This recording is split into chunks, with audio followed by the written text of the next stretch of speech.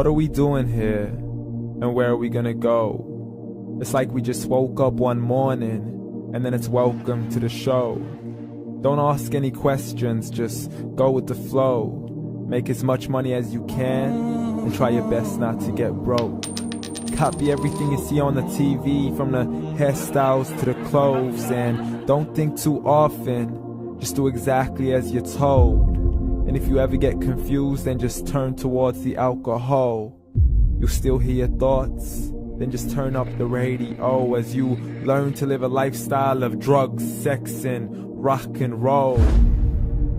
But in all honesty, I just need to know, is there more to the cycle than growing and getting old? Living and dying just to leave behind a happy home and a whole lot of property that somebody else is going to own.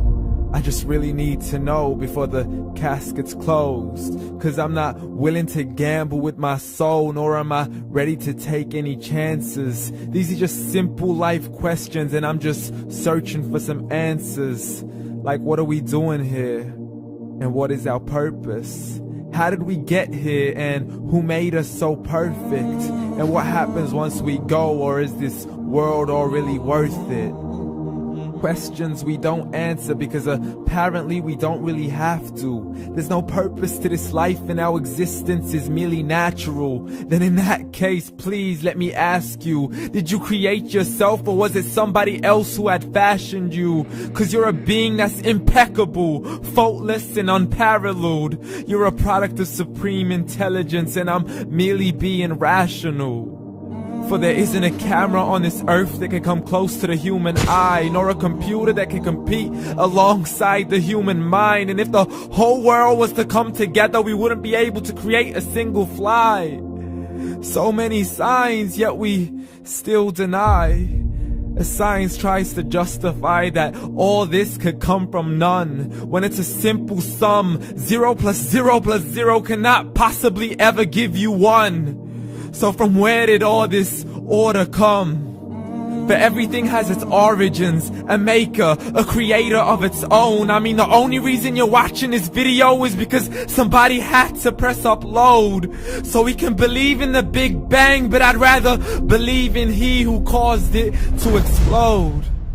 Allah, the creator of everything along with every single soul. The ever-living, the master, the only one who is in control. Unlike his creation, beyond our imagination. And no, he's not a man, nor does he have any partners in association. He's on his own. And no, he did not ever leave us alone. Just like every manufacturer, he left us with an instruction manual. The Quran and Islam, and I'm sorry to jump to conclusions, but it's the only one possible. The only definition of God is the one and only supreme being. It's logical, a book with 0 contradictions, with miracles that are both scientific and historical, all revealed over 1400 years ago. Like the detailed description of the human embryo. The descriptions of the human embryo in the Quran cannot be based on scientific knowledge in the 7th century. To the mountains as pegs holding firm the earth below, and the 2 seas that don't mix in a complete separate flow. To the planets in orbit, alternating night and day as they stay in flow. The expansion of the universe and the creation of everything from H2O. To the stories of the past and the preservation of Pharaoh. To identifying the lowest point in the land where Persia defeated Rome. The gushing fluid that created man in the glands between the ribs and the backbone. And not a word has changed, it's still the same. So please explain how all this was known over 1400 years ago. To a man who couldn't read or write, as he would recite whatever the angels spoke. And if you still don't believe, please try to come up with something that's even close.